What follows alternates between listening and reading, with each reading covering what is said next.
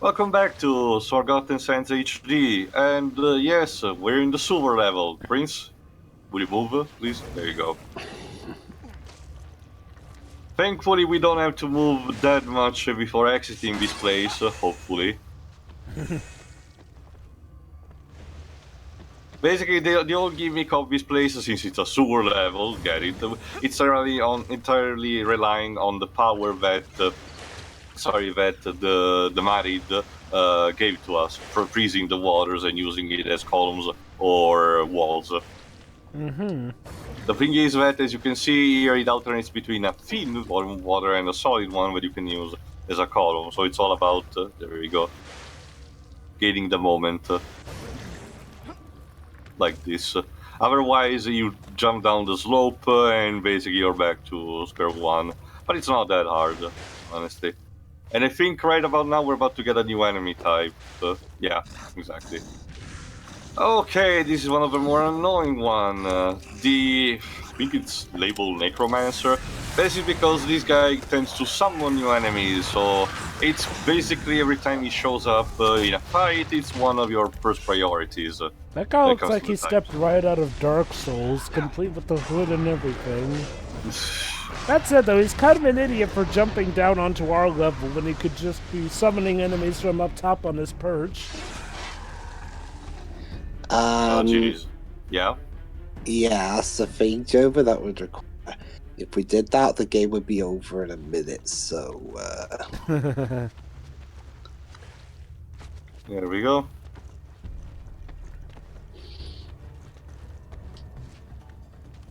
Alright, I think, yeah, basically, again, these are all built around water, so it's all about finding the correct path that you need.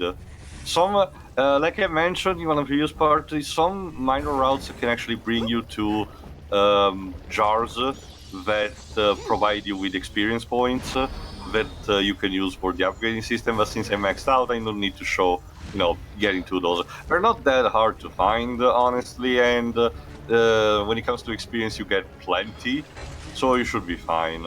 Even in a standard run in normal mode, which I forgot if I said already. Yeah, this game also introduces different difficulties, which on one hand I'm fine with it because the original trilogy may have been a bit too hard on the side. But at the same time, considering we focus mostly on combat, the challenge of the puzzles is just relative. It's the combat that gets affected by the difficulty at the end of the day. Anyway, here we go.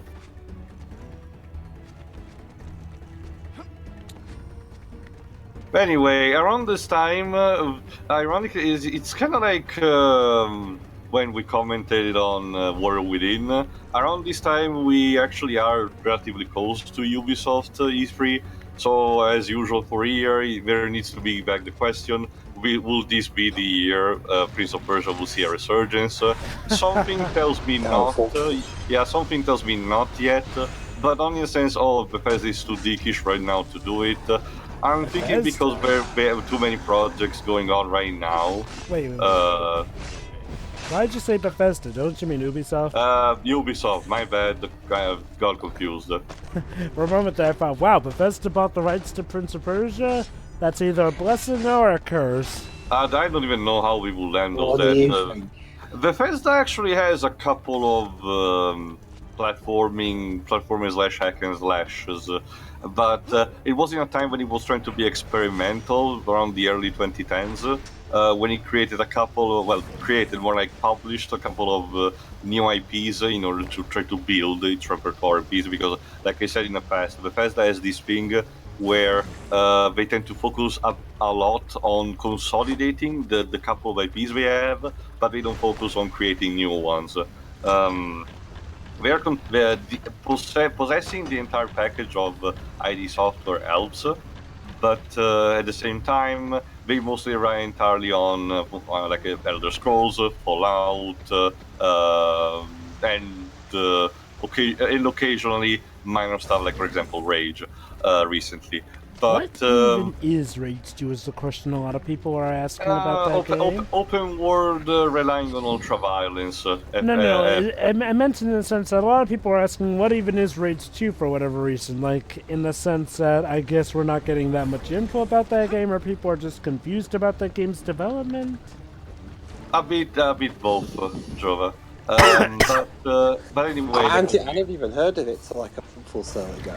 Well, aside from efreet, there were some minor marketings, but anyway, what I was saying, yeah, around the 2010s, there were 3 specific games that Bethesda published that tried to be their new major IPs. One is a game called WET, Wet, which is bizarre. Let's just say that it tries to be. Kind of like about Tarantino, Rodriguez can you movie. guys tell me when you get to 6:30? Sure. It tries to be a bit like a Tarantino/Rodriguez movie with a badass chick protagonist, but it has a very rough presentation. Honestly, I was not impressed by it. Another one is Rogue Warrior, an FPS with and go. This palace is There you go. Yeah, Rogue Warrior. The only reason people remember that game is because there's Mickey Rourke swearing like a sailor, and it's surprisingly short. It's extremely short. And then there was another called Hunter: The Demon's Forge, which apparently is an hack and slash set in a fantasy realm, but I haven't found that yet, so I cannot tell how specifically is it. Anyway, like I said, we managed to get out of the sewers relatively fast. And over there, you can see a quirky prankster frozen as he was about to pee into the oasis. Wouldn't that be awkward? They just caught him in that moment and they stoned him. Yep. Which means that when everyone gets unstoned, he might be caught red-handed. If he survives the experience, mind you. There we go. Oh, shit. Great, you got the golden. Well, we're still the same soldiers. This is probably what Goldfinger would use as henchman if he was Power Ranger. I'm not sure.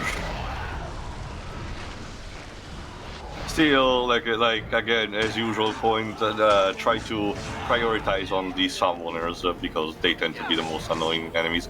But I will say, yeah. But after that point, Bethesda's major new IPs that we published were only Dishonored and the reboot of Prey, which was an IP they acquired, and that was supposed to have a sequel. Still done by the same studio, the guys who did The Quiet Man, but instead got a reboot by the guys who did Dishonored games. How The Quiet Man turned out, that may have been a blessing in disguise. Potentially. The thing is, that with the Prey reboot, apparently it was okay, but not as received as Bethesda wanted it to be. I don't know. It's a bit confusing, and we still don't know if the team behind it wants to do a new game of that, a new Dishonored, or a new IP entirely, which it's probably what we're gonna announce this year at Bethesda's E3. We'll see. But yeah, but like I was saying, instead the Ubisoft conference, like I think, may already have been, with enough stuff of their own. And keep in mind, they already mentioned, for example, that Skull and Bones is not present because they had to delay it, unfortunately, again. Ubisoft are in a weird position. Like, well, okay. The last 2 years, they seem like they've been on the mend. Well, okay, more so in 2017. They definitely felt like they're on the mend. 2018 started to waver a bit, but they still seem to be doing good. But 2019... Honestly, Joe, for example, between Starlink and the Mario plus Rabbids Kingdom Battle, they seem to have found some kind of groove, mind you. It's with some of its other consolidating APs that we seem to be a bit more, faltering. Yeah, like Assassin's Creed. For example, no, Assassin's Creed, we already mentioned the fact that... let me But explain. it's losing its identity. Yeah, true. That, and again, they're kind of going back to the whole year-round thing, although I guess, to be fair, they are having different companies do it to the Assassin's Creed games, I think. So that even though they're released year after year, at least it's not, you know, to the straining of one particular developer anymore. Mm-hmm. All the same, though, I really do have to wonder if they're even gonna keep calling it Assassin's Creed at some point. We'll see. I'm mostly convinced. I'm still convinced that we'll most likely see the new one still at E3. It seems to be the trend by this point of the year release and everything. No, and then the thing. The thing that puzzled me the most about recent Ubisoft was the Division 2. Honestly, I don't really feel as if there was like the need of it. Anyway, hold on, cutscene. Hi, Malik. Hey! Malik! It seems I am not the only one who has gained power. In all my life, I've never seen sorcery like that. Wait, you saw that? Yeah, well, the priest had to move somehow, so... Why did you ask for my half of the medallion? Do you truly want the army Oh, gone? jeez, we're Or doing were you this. looking for a way to control its power yourself? Malik, you were so good when we started out. Don't descend to madness. Is it gonna be like a lecture and a major Here's an idea. Both of them pulls it on the ground and just, you know... anyone else, I would execute you for So treason. it's treason then. What you know, on what government's authority, a-hole? Don't Like, return. I hope you enjoyed it, Jova, because it's about to get even worse. What could have gone? That Prince you of really mean. Persia. wah, Hey, wah, wah. Yeah, I should have probably used a laugh track. But anyway, Me of treason. I know, right? Maybe you shouldn't be a dick and talk more about him. To do. I'll never convince him to give me the medallion now. He probably thinks I'm mad. even the people in the background. Alright. What I was saying. Yeah, like I said, the Division 2. The Division 2 baffles me because it feels as if no one really needed it. And considering with its setting alone, that generated more unnecessary controversy than ever, like it felt as if Ubisoft just wanted to shoot itself in the foot. I mean, with the crew that they announced, with the announcement the crew 2 last year, I could see potential because, you know, racing games, you could use now different vehicles and everything. But I'm not the one suggesting we use the army. there you go, Dreams. It's using that Simpsons clip. Am I out of touch? No, it's him. We're in the wrong. Yeah, it's like at this point, well, this point years ago, like Ubisoft to some fans of some of the series. Are we really out of touch? No, it's the Rayman fans who are... But yeah, and then there are, and right now it seems like they announced a new Ghost Recon, because, I guess, and there seems to be rumors about new Splinter Cell, which, amongst the Tom Clancy package, is the series that I like the most, because stealth and stuff, so we'll see when it goes to that. Here's just hoping that they don't... I'm surprised. Honestly, Joe, I'm surprised. A lot of times recently, whenever the words Tom Clancy have been mentioned, you utter at best an exasperated. But, The problem. Well, the problem here's the Glibs, thing, is the Glibs. fact Here's the that- thing. Here's the thing, Glibs. I think it's also because, you know, Tom Clancy has been a game associated with the name Tom Clancy. Here's the problem. They pretty much have been exploiting what is essentially a dead man's name who's been dead since at least 2015. I mean... I can give another example of the series that did that. Right.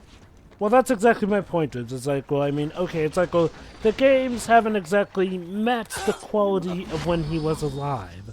Like Splinter Cell. Now, Splinter Cell was something amazing. Now, granted, maybe they'll be able to up the quality of them. It's just, you know... Well, okay, there's a I reason we actually had haven't been following the titles of them, so I don't even know if the Splinter Cell game have been a story that, you know, has been conclusive enough, or it has left some, you know, some threads hanging that needs to be resolved. If someone knows, can type in the comments. Go ahead. See, here's the thing, Glibs. Two major problems with the Tom Clancy games of recent times. Oversaturation, and number two, not that good quality. Like, it's one thing to oversaturate stuff that's at least good, that the quote-unquote Tom Clancy games haven't really been that good. No. Like, for example, Hawks had a good idea, being basically aviary combat and everything. But for example, the Division was just an experimental for a multiplayer, MMO, kind of like. And it Uh, was lame. Yeah, like honestly, I don't see the potential that they saw it. With Watch Dogs, there was the potential, and they managed to realize it in the sequel. So who knows? Maybe that's the new title one want to Yeah, announce maybe- that to maybe make Watch Watch Dogs Dogs 3. free. Yeah, who Sad knows? though that the sequel didn't sell as well as the first game because a lot of people's trust I have been mean, broken by the first Keep game. in mind, the Java that hasn't stopped Ubisoft in the past. So if you want to do a third game, I'm convinced we're gonna do it. Oh yeah, Anyway. yeah. They may eventually do it, but we may have to wait a while. Yeah. Here's an idea. Since Grand Theft Auto hasn't gone near setting a game like the current kind in London, even though it's made in the UK, why not do that? Beat him to the punch. Oh, hello there. Hey. Yes, you too, You sir. think I'm King Solomon? Because you possess half of the amulet. That was rude. You're King Solomon's twin. Alright, it's Close time to enough. run. This is basically a bit similar to the Dahaka chase sequence, but you're not needing an exact time limit because it's not chasing you properly. Instead, it's content in destroying the scenery around you, so you need to adapt on the consequences. It's a tad scripted, but at the very least it provides a platforming challenge instead of having you to be forced on a path that you just need to input the moving upward button, and there you go. Here you need to perform the specific moves in order to progress, and you can fail if you don't. So yeah. If he can't see me, he won't follow me. Great What's logic, stopping him Prince. from breaking down the doors coming after you then? I don't know. I guess the prince is reasoning with Mel Gibson logic in science. No, he's reasoning with Jurassic Park 3 logic. He's hoping that the monster can break giant wall can't get through a small door. There we And go. yet you think Jurassic World Fallen Kingdom is the most logical one. Oh no. That honor still belongs Oh to shit! Jurassic Park 3. Great usage of a Hey, camera guys. angle. I would have to admit that was a nice trick to pull. Yeah. Like I said, while the game has a different structure than the trilogy, it still retains at least part of its charm that he had, but it lacks that extra mile that he needed to feel properly like it. I'm I glad do that the think Prince yeah. this is more of a mixture with his usual personas instead of being a complete edgelord like in War Within. But it feels as if this is really the transitional period, as if it's missing that last sparkle that he needs to have. Again, I think the main issue is that I think while this game is decent so far, it does feel like it sacrifices a bit of the non-scripted elements that made Prince of Persia beloved for cinematics. It also doesn't help Jova that when it comes to the game itself, as a story and a placement in the franchise, it's rather pointless. Like I just said, this is set before Warrior Within. Therefore, the events of all the events of this and whatever happens here will be eventually retconned. You Of know what course, could have been neat, if you're actually? playing this chronologically, have you never been a fan of, haven't been played the series before, you're perfectly good to go. But for instead, someone who has spent the first trilogy and then jumped here on this, it's a bit different. Not only that, but honestly, they could have actually set this after Two Thrones, just Apparently, to consider from what Comrade General said, the Wii or the DS version are actually set after the Two Thrones, but I haven't checked Really? those. Supposedly, I haven't checked those myself, so I'll need to know to see.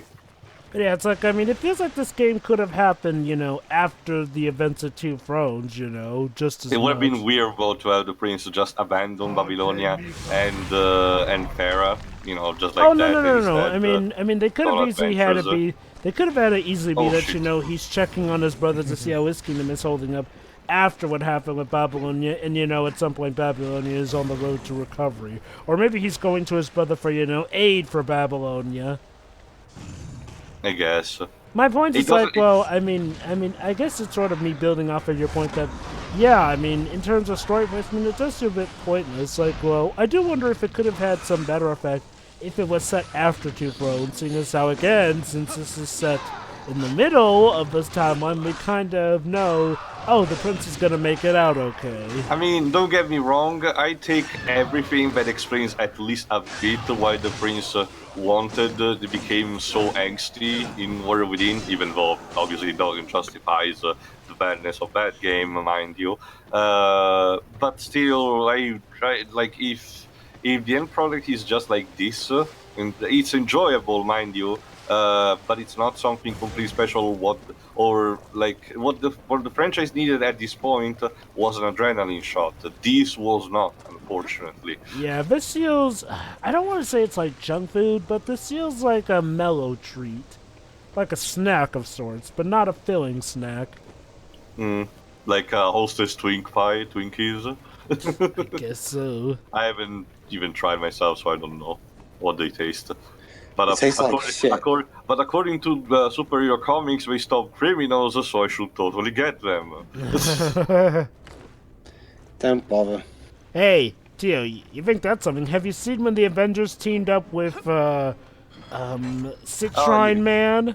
Yeah. Actually, that's a comic that's online, I think, in order to promote California oranges, I think. It's actually not too old either, believe it or not. Yeah. Same Citrine Man never showed up in Endgame. Well, remember, Joe, according to the Marvel law, rule about everything's canon, that is a different continuity where it's canon. So... Yeah, I guess so. I wonder if he technically is counted as part of the 616 universe. It could be, because it doesn't really, destroys any particular continuity point, but it could be easily like a different one. Anyway. Jeez, you could just calm the fuck down for a second. Maybe we can just talk this out like civilized gentlemen. Or you could just run away like a pansy, bully. But yeah, if he's sensing he's part of a medallion, he obviously can sense Malik too, which means Malik's in danger. We need to find him. How are we gonna get to Malik first ahead of a guy who can leap over that stuff like it's hopscotch? The Prince usual method, we'll need to improvise. But, well, not that, but in general we'll need to improvise a movie between palaces. So that's what we're gonna do in the next part. See ya. See you then. Sure.